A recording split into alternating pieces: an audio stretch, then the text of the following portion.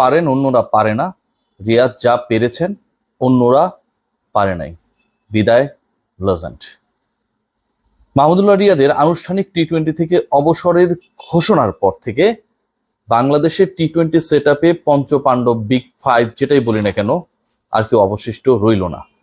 আমি মূল আলোচনায় চলে যাব। খুব ইন্টারেস্টিং কিছু ফ্যাক্টস, ট্রু ইনসিডেন্টস এবং সেগুলো আসলে কিভাবে ঘটলো একটার পর একটা সেই আলোচনাটাই করতে চাই। রিয়াদ যা পারেন অন্যরা কেন তা পারে না। মাহমুদুল্লাহ রিয়াদ টি-20 থেকে বিদায় নিয়েছেন, বিদায় বলে দিয়েছেন, আর মাত্র 2টা ম্যাচ তার হাতে। ঠিক এভাবে এই ফরম্যাট থেকে বাংলাদেশের কোন ক্রিকেটার সবশেষ বিদায় নিতে পেরেছেন? রিয়াদের এই টি-20 বিদায় নিয়ে অনেক আলোচনা রয়েছে, অনেক সমালোচনা রয়েছে। আরো আগে তিনি সেটা করতে পারতেন, লাস্ট ওয়ার্ল্ড কাপের পরে সেটা করতে পারতেন, 23 ওয়ার্ল্ড কাপের পরে তিনি করতে পারতেন, তিনি করেন নাই কেন? কিন্তু সেই সমালোচনাকে যদি আমরা দূরে ঠেলে দেই, অন্য যারা মাঠ থেকে অবসর নিতে পারেন নাই কিংবা মাঠ থেকে লাস্ট ম্যাচটা খেলার আগ পর্যন্ত আমরা কেউ জানতে পারি নাই যে এটাই হচ্ছে আমাদের সেই লেজেন্ড ক্রিকেটারের সবশেষ টি-20, সেই জায়গাটা যতটা অপূর্ণ থাকে মাহমুদুল্লাহ রিয়াদ একটু ডিলে করে হলেও যখন সেই ঘোষণাটা দেন আনুষ্ঠানিক সংবাদ সম্মেলনে এসে, যখন বাংলাদেশের সকল মিডিয়া অনেক বেশি আবেগ আক্রান্ত হয়ে যায়, ক্রিকেট ফ্যানরা মাহমুদুল্লাহ রিয়াদকে নিয়ে যতগুলো পোস্ট এসেছে সবগুলোতে আসলে ওই লাভ কিংবা হচ্ছে দুঃখের ইমোজি পোস্ট করে, একটা ব্যাপারই প্রমাণ হয়ে যায় যে তিনি আসলে কতটা ভালোবাসার জায়গাটা দখল করেছিলেন। টেস্টের তার যে লাস্ট ইনিংস 150 এবং সেই ইনিংস খেলার পর তিনি যেভাবে রিটায়ারমেন্ট কল করেছিলেন সেটা ছিল তৎকালীন বোর্ডের, তৎকালীন কোচিং স্টাফের, তৎকালীন সিলেকশন প্যানেলের তার প্রতি যে অন্যায় সেটার একটা বিশাল জবাব। খেয়াল করে দেখবেন মাহমুদুল্লাহ রিয়াদ 2023 ওয়ার্ল্ড কাপে খেলবেন না মোটামুটি ডিসাইডেড। আমি একতরফা কন্টেন্ট বানাতাম, প্রতিদিন কন্টেন্ট বানাতাম, প্রচুর মানুষের গালি খেতাম, অনেকেই আমাকে এত বেশি ব্লক মারা শুরু করলো যে একটা সময় আমার পেজ, আমার চ্যানেল যেন হুমকির মুখে। একজন ক্রিকেটারকে নিয়ে প্রতিদিন প্রতি মুহূর্তে প্রত্যেকটা ঘটনা প্রবাহের পর যখন রিয়াসাত আসিম কন্টেন্ট বানায়, একটা সময় আমার উপর প্রেশার ক্রিয়েট হলো যে আর কত, আমি কি তার দালাল? সেই মাহমুদুল্লাহ রিয়াদের সংগ্রামের গল্পটা আসলে খুব বেশি মানুষ জানতে পারেনি, দেখেনি। মিরপুরের হোম অফ ক্রিকেট একাডেমি মাঠ, সাথে কেউ নেই, একজন দুজনকে নিয়ে চেষ্টা করা। অনেক সময় এমনও ঘটনা ঘটেছে যে তিনি আসলে বল থ্রো করার লোক ঠিকভাবে পাননি, ম্যানেজ করতে পারেননি, কিংবা যারা আসলে national team set up, club set আপের সাথে জড়িত থ্রোয়াররা রয়েছে, থ্রো ডাউন করবেন, রিয়াদ ব্যাট করবেন, সেই সুযোগটাও তার হয়নি। তারপরও প্র্যাকটিস চালিয়ে গেছেন দিনের পর দিন, একাকী, কোনো ধরনের সেট আপে না থাকার পরেও। মাহমুদুল্লাহ রিয়াদকে সুযোগ দেওয়া হলো শুধুমাত্র একটা ম্যাচ খেলার জন্য, এবং সেই ম্যাচে খারাপ করলে তিনি বাদ পড়বেন এটাও নিশ্চিত। নিউজিল্যান্ড বাংলাদেশে এসেছে, রিয়াদ খেললেন, রিয়াদ সর্বোচ্চ রান করলেন, 1 রানের জন্য 50 করতে পারলেন না। বিশ্বকাপে প্রথম ম্যাচে দলের একাদশে তিনি ব্যাট করার সুযোগ পেলেন না। বাংলাদেশের আফগানিস্তানের বিপক্ষে ম্যাচ, পরের ম্যাচে রিয়াদকে ড্রপ করে দেওয়া হলো। এরপর খেলেছেন প্রতিটা ম্যাচ, সর্বোচ্চ রান করেছেন, সর্বোচ্চ ব্যক্তিগত ইনিংস তার, একমাত্র সেঞ্চুরি তার, সবচেয়ে বেশি 6 তার, 4 তার, স্ট্রাইক রেট তার। রিয়াদ পারেন অন্যরা যা পারে না। এভাবে বাংলাদেশের কোন ক্রিকেটার কবে কামব্যাক করেছিল? এভাবে কোন ক্রিকেটার তার বয়স 35 পেরিয়ে যাবার পর সমহিমায় স্বেচ্ছায় নিজের অদম্য ইচ্ছা শক্তির বিনিময়ে কামব্যাক করেছিল? মিরপুরের হোম অফ ক্রিকেটে আমরা নানা ক্রিকেটারের, নানা বয়সী ক্রিকেটারের নানা আক্ষেপের গল্প শুনি। রিয়াদ 2023 বিশ্বকাপে দলভুক্ত হবার আগে যে পরিশ্রম করেছেন, যেভাবে কামব্যাক করার চেষ্টা করেছেন, যেভাবে কামব্যাক করেছেন, যেভাবে রানস করেছেন, যেভাবে মাথা উঁচু করে 2023 বিশ্বকাপটা শেষ করেছেন, কখনো কোনো আক্ষেপের গল্প কোথাও শোনাননি। রিয়াদ যা পারে অন্যরা তা পারে না, রিয়াদ যা পেরেছেন অন্যরা তা কখনোই পারেনি। ওই যে বললাম 150, তৎকালীন বোর্ডের বিপক্ষে, বিতর্কিত সিলেকশন প্যানেলের বিপক্ষে, বিতর্কিত কোচিং স্টাফের বিপক্ষে তার যে প্রতিবাদ, জিম্বাবুয়ের ওই কঠিন কন্ডিশনে বাংলাদেশ খেলতে গেছে, দ্রুত উইকেট পড়ে গেছে, তাসকিন আহমেদের সাথে মাহমুদুল্লাহ রিয়াদের অবিস্মরণীয় জুটি আমি কাভার করেছিলাম। তাসকিন 50+ রানস করলেন, 70 পার করলেন, সেঞ্চুরি পেলেন না।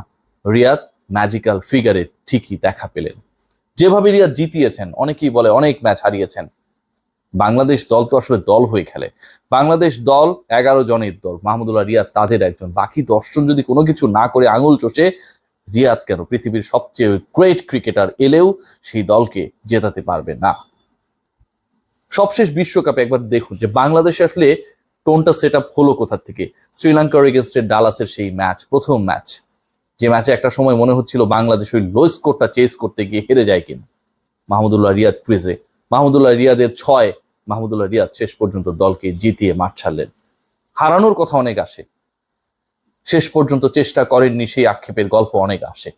অনেকে প্রতিবাদ করেন, অনেকে তার ফিটনেস নিয়ে প্রশ্ন তোলেন, অনেকে তার লুক নিয়ে প্রশ্ন তোলেন, অনেকে তার ফিল্ডিং নিয়ে প্রশ্ন তোলেন, বোলিং অ্যাবিলিটি নিয়ে প্রশ্ন তোলেন। প্রত্যেকটা প্রশ্ন যদি আমি ভ্যালিড ধরেও নিই, এই ক্রিকেটারই তো কত ইয়াং, কত দুর্দান্ত ফিল্ডার, কত ভালো বোলার, কত নামজাদা ব্যাটার, কত গুড বুকে থাকা ক্রিকেটারের চেয়ে পিছিয়ে থাকার পরেও বিশ্ব আসরে গিয়ে সেঞ্চুরি হাঁকিয়ে দেয়। একজন ক্রিকেটারের ক্যারিয়ারে যত শতক রয়েছে, ওয়ানডে ক্যারিয়ারে যদি আমরা খেয়াল করি, প্রত্যেকটা আইসিসি ইভেন্টে বাংলাদেশের অন্য কোনো ক্রিকেটারের পুরো ক্যারিয়ারের যত শতক, পৃথিবীর কোনো ক্রিকেটারের পুরো ক্যারিয়ারের যত শতক কোনো একটা ফরম্যাটে, সবই আইসিসি ইভেন্টে। এটা খুব রেয়ার একটা ঘটনা। মাহমুদুল্লাহ রিয়াদ সেটা করেছেন। বাংলাদেশের হয়ে মাহমুদুল্লাহ রিয়াদ 15 ওয়ার্ল্ড কাপে টানা 2 সেঞ্চুরি করলেন। মাহমুদুল্লাহ রিয়াদের ব্যাক টু ব্যাক শতক, চ্যাম্পিয়ন্স ট্রফিতে 17 সালে আবার শতক, এবং সবশেষ বিশ্বকাপে আবার শতক। অন্য ফরম্যাট হতে পারে, টি-20 থেকে বিদায় জানিয়েছে, সেই গল্পটা আমি কেন এখন করছি? গল্প করার কারণ একটাই, রিয়াদ যা পারে অন্যরা তা পারে না। এই টি-20 বিদায়টাও রিয়াদ যেভাবে বলতে পেরেছে, অন্যরা তা বলতে পারেনি। সেই অপশন সবার ছিল, সেই সময়টা সবার এসেছে গিয়েছে, কিন্তু কেউ সোশ্যাল প্ল্যাটফর্মে, কেউ বা তার মতো করে নিগৃহীত হয়ে শেষ পর্যন্ত বাধ্য হয়ে টি-20কে বিদায় জানিয়েছে। তামিম মুশফিকের কথা আমরা বলতে পারি মাশরাফি বিন মুর্তজার কথা।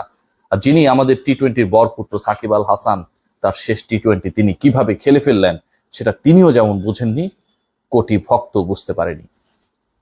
একটা ছোট এক্সাম্পল দিই, এক্সাম্পল না, এটা একটা সত্য ঘটনা। 3 থেকে 4 বছর আগে বন্যা হয়েছে, তখনও ময়মনসিংহ অঞ্চলে, রিয়াদের অঞ্চলে সাহায্য পাঠাতে হবে। টিম বয় নাসির তিনি খুব ব্যতিব্যস্ত। মাহমুদুল্লাহ রিয়াদ সেই সময়টায় সাহায্য করার জন্য বা তার সাথে আরো কিছু ক্রিকেটারকে সাহায্য করার জন্য নাসিরকে ইনভলভ করেছিলেন। কোভিডের সময় ওই অঞ্চলে সাহায্য করবার জন্য তিনি এবং তার সাথে যারা ফেলো কলিগ ছিলেন, তারা সবাই একতাবদ্ধ হয়ে হেল্প করলেন। আমরা একটা পান থেকে চুন খসাতে পারলেই সেটা ফেসবুকে স্ট্যাটাস দিই, কতভাবে নিজেদের গরিমা প্রকাশ করার চেষ্টা করি। নাসিরের সাথে যখন আমার কথা হচ্ছিল, এখনো হয়, প্রত্যেকটা বার একটা ব্যাপারই বলেন যে আসলে রিয়াদ ভাই যেটা করে নেতৃত্ব দেন, তিনি চান না যেটা মানুষ জানুক, মানুষের উপকার হোক, সেটাই হচ্ছে আসল কথা। বাংলাদেশ জাতীয় ক্রিকেট দলের টি-20 থেকে রিয়াদ ঝরে গেলেন, কিন্তু তার সেই দুটা ছক্কা নিধাস ট্রফিতে বাংলাদেশের বুনো উল্লাস কোনোভাবেই আপনি স্মৃতির পাতা থেকে দূরে ঠেলতে পারবেন না। মাহমুদুল্লাহ রিয়াদ যেভাবে একটা সময়ে পুরো টি-20-র সবচেয়ে ফ্ল্যাশি ব্যাটার হয়ে উঠেছিলেন, সবচেয়ে সুইট টাইমার হয়ে উঠেছিলেন, মাহমুদুল্লাহ রিয়াদ অন্তত টি-20 ফরম্যাটের একজন অটোমেটিক চয়েস হয়েছিলেন, সেটা আপনি স্মৃতির মণিকোঠা থেকে দূরে ঠেলতে পারবেন না। এবং পঞ্চপাণ্ডবের সবশেষ ক্রিকেটার হিসেবে আন্তর্জাতিক টি-20-কে আনুষ্ঠানিকভাবে বিদায় যেভাবে জানাতে পেরেছেন, সেটাও আপনি যত পছন্দ করুন আর অপছন্দ করুন, আপনার ভাবনা থেকে দূরে ঠেলতে পারবেন না। রিয়াদ যা পারে অন্যরা তা পারে না, রিয়াদ যা পেরেছেন অন্যরা তা পারেনি। পরের 2 ম্যাচে মাহমুদুল্লাহ রিয়াদ তার তরুণ বয়সের রিয়াদের ক্যারিশমা দেখাক, এটুকুই প্রত্যাশা। সবাই ভালো থাকবেন।